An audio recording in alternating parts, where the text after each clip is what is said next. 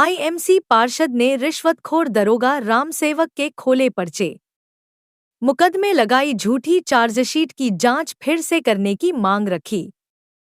Bareilly ward number 62 से पार्षद अनीश सकलनी ने रिश्वतखोर इंस्पेक्टर के ऊपर झूठे मुकदमे में फंसाने और झूठी चार्जशीट कोर्ट में पेश करने के आरोप लगाए। दलसर थाना बारादरी पुराने शहर के वार्ड नंबर 62 के पार्षद अनीश सकलनी ने फरीदपुर से पकड़े गए रिश्वतखोर इंस्पेक्टर रामसेवक के ऊपर आरोप लगाया है कि रामसेवक व उसके अन्य पुलिस वाले साथियों ने कुछ साल पहले उसे बलात्कार के एक झूठे मुकदमे में फंसाया और झूठी चार्जशीट भी कोर्ट में पेश कर दी। जिस लड़की से उसके ऊपर आरोप लगवाए गए वह उस लड़की को नहीं जानते हैं, नहीं उन्होंने कभी उसे लड़की को देखा है। जब उसका पता किया तो मालूम पड़ा कि 4 बच्चों की मां है। पार्षद अनीश सकलनी ने अपने ऊपर चल रहे झूठे मुकदमे की फिर से जांच से की जाए और दोषियों को कड़ी से कड़ी सजा दी जाए, जिससे आने वाले वक्त में किसी के साथ ऐसा ना करें। आई दिखाते हैं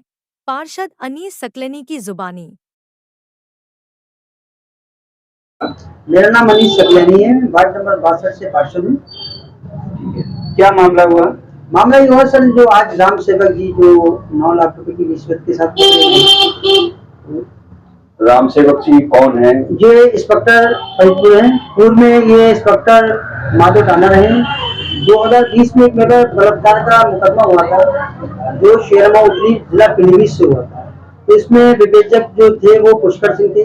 उन्होंने हमारी विवेचना करी, उसमें हमें पाया कि हम बिल्कुल दोषी नहीं है और हम लोगों को क्लीन चिट की उन्होंने एफआईआर लगाई। इसमें एक राजनाथ सिंह है जो 2015 में थाना बारादरी में तैनात थे जी। उसके बाद उनका ट्रांसफर होता है जिला पीलीभीत जी। उसके बाद उनको सीओ की पीएसी में तैनाती मिलती है पूरनपुर में। रामसेवक, अंजुम फिरदौस, ये सब दोस्त हैं पुराने। उन्होंने एक षड्यंत्र रच के हमारे खिलाफ एक मुकदमा कराई था।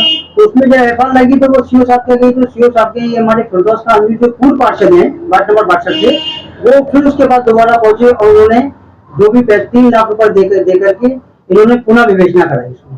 पुनः विवेचना के बाद उसमें रामसेवक जो माधव टांडा इंस्पेक्टर थे जिनके पास इल्जाम लगाए और वो रिश्वत भी बरामद हुई है, ये 3 लाख रुपए लेके इन्होंने उसमें चार्जशीट लगाई और हम तीनों को इसमें दोषी करके हमें जेल भेजा। जब इन्होंने गिरफ्तारी दिखाई तो हमको 21 अप्रैल में सुबह 11 बजे एक तौकीन नाम के तौकीन है हसन, वो जीआरटी में कांस्टेबल के पद पे तैनात थे बरेली में। उन्होंने मुझे बहाने से बुलाया फोन करके कि आप अनीश बोल रहे हैं? मैंने कहा जी बोल रहा हूँ। तो बोले मुझे 2 सोफे टेबल बनवानी है। तो मैंने कहा साहब रमजान शीट चलने में काम नहीं करता हूँ। तो बोले मेरी बेटी की शादी है और आप आ जाइए। तो मैं अगरसन पार्क के पास उन्होंने धोखे से बुलाया और उन्होंने सुबह 11 बजे मुझे ले गए पकड़ के। एक बंद कमरे में रखा, 2 अज्ञात लोग साथ में थे, मैं उनको जानता नहीं हूँ। उन्होंने फिर शाम को 5 बजे रामसेवक जी को फोन किया कि आपका मुझे मैंने पकड़ लिया। उनसे उन्होंने मोटी रकम ऐठी और मुझे अपहरण करके यहाँ से ले गए थे 11 बजे। शाम को 5 बजे उन्होंने मुझे रामसेवक जी को सौंप दिया।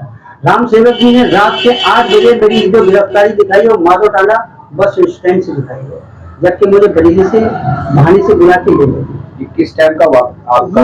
2020 में मेरे पास मुकदमा हुआ था और 21 मई 2021 को उन्होंने सुबह 11 बजे बहाने से बुलाया था तौकीन हसन में, जो उस टाइम जीआरपी में थे। उन्होंने अपने जो उनके दुरुपयोग किया अपने पद का कि वो बरेली में तैनात थे। दोस्ती जो फिरदौस का अंजुम से दोस्ती उन्होंने निभाई और मुझ शरीफ इंसान को, एक बेगुनाह को उन्होंने चंद पैसों के लालच में मुझे उन्होंने यहाँ से गिरफ्तार करके उनसे पैसे लिए और मुझे उनके हवाले कर।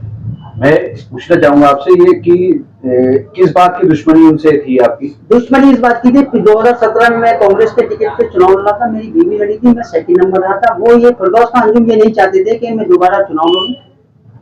इस चक्कर में उन्होंने षड्यंत्र करके मेरे पास शेरा मौजूद जिला पीलीभीत से ये मुकदमा लगवाया। आप इसकी शिकायत किसी उच्च अधिकारी को दी? मैंने उस टाइम पे जो यहाँ पर आईजी साहब थे राज पांडे सर, उनसे उन्होंने उसके एक बार फटकार भी लगाई थी कि जब इसमें लोकेशन हम लोग की तीनों की लोकेशन प्रमाणित होके लगी हुई है। उस जिस दिन की ये घटना है उस दिन हम बरेली में थे।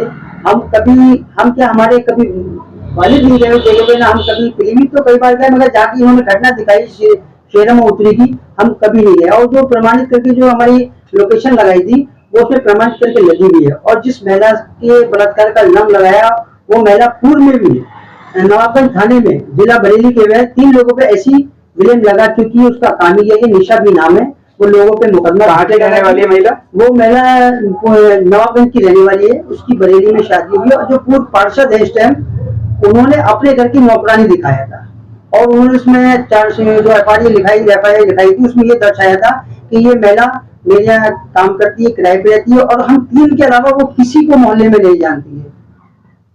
और 1 महीना यहाँ रही थी वो महिला। आपसे कभी कोई संपर्क हुआ था महिला? नहीं, कभी नहीं, आंखों ने कभी उससे पहले उसको देखा ही नहीं। जब वो एविडेंस के लिए जिला न्यायालय में पहुंची पीलीभीत, हमने फर्स्ट टाइम उसको जरूर देखा था।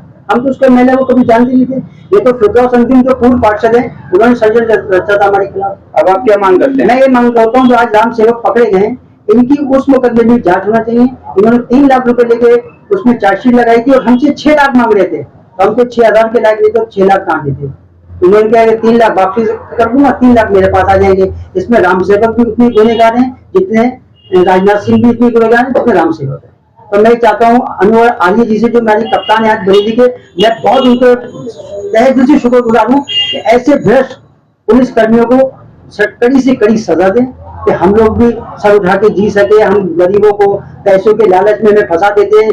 76D जैसे जघन अपराध का एक मुकदमा, एक पार्षद, आज मैं मौजूदा पार्षद हूँ, मैंने जिस दिन मुझे राम सेवक जी ने अरेस्ट किया था, मेरा मेडिकल कराने जा रहे थे, मैंने उसी दिन उनको बोला था, राम सेवक जी आप एक बेगुनाह को जेल भेज रहे हो, इसका खमियाजा आपको भुगतना है। अल्लाह के घर देर है अंधेर नहीं है।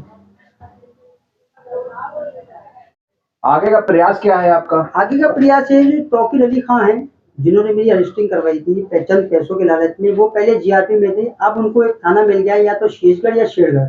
तो कल मैं कप्तान साहब के एक प्रार्थना पत्र लेके जाऊंगा कि उनकी भूमिका भी जांच होना चाहिए और जो उन्होंने मेरे साथ करा है वो आगे किसी के साथ ना करें, किसी पैसों के लालच में किसी बेगुनाह को ना फंसाएं। तो उनकी भी जांच होना चाहिए। राम सेवक की तो हो ही है, और राजनाथ सिंह जो इस टाइम इस दरोगा के पद पे तैनात है, उनकी भी जांच होना चाहिए, संपत्ति की भी जांच होना चाहिए। और वो जो सस्पेंड हुए थे पूरनपुर से, तो एक जुआरी की जुआ पकड़ा था, उनको छोड़ा था, उसको वो सस्पेंड हुए, उसकी भी जांच करिए। और मैं आपके माध्यम से एक बात और कहना चाहता हूँ, 2022 में जो जेल मंत्री है धर्मेंद्र प्रजापति, 28 अगस्त को वो पीलीभीत जेल के अंदर आए थे, मुझसे मिले थे, मैंने अपनी उनकी शिकायत की थी। तो उन्होंने, जो कप्तान साहब मौजूद थे दिनेश कुमार पी, उन्होंने मेरी बात सुनी। तो उन्होंने कहा, सारे प्रशासन के अधिकारी थे, सब लोग थे, और कम से कम 500 बंदी थे वहां पर। उनके सबके सामने कहा दिनेश कुमार पी ने, जो कप्तान थे, कि सर ये लोग बेगुनाह हैं, मगर मैं इनके लिए कुछ यूं नहीं कर सकता। जो इनकी चार्जशीट है वो न्यायालय में पहुंच चुकी है, मैं इनके लिए कुछ कर नहीं सकता हूँ। ये जो फिरदौस अंजुम थे उसमें भी लगे हुए थे कि इनके ऊपर गैंगस्टर लग जाए। तो दिनेश कुमार पी ने, मेरी बेटी 12th क्लास में थी उस टाइम, तो उसने बहुत रिक्वेस्ट की कि साहब मेरे पापा बहुत बेगुनाह हैं। तो उन्होंने कहा, बेटिया मैं आपको भरोसा दिलाता हूँ, आपके पापा पे गैंगस्टर नहीं लगेगी। मैं उनका ही बहुत शुक्रगुजार हूँ, दिनेश कुमार पी का, जिन्होंने मेरी भावनाओं को समझा, मेरी बच्ची की भावनाओं को समझा और एक मुकदमे से मुझे लगाने से बचाया। तो उनका मैं बहुत शुक्रगुजार हूँ। वो जहाँ कहीं भी हो तरक्की करें, मेरी दिल की गहराई से उनका शुक्रिया अदा करना चाहता हूँ।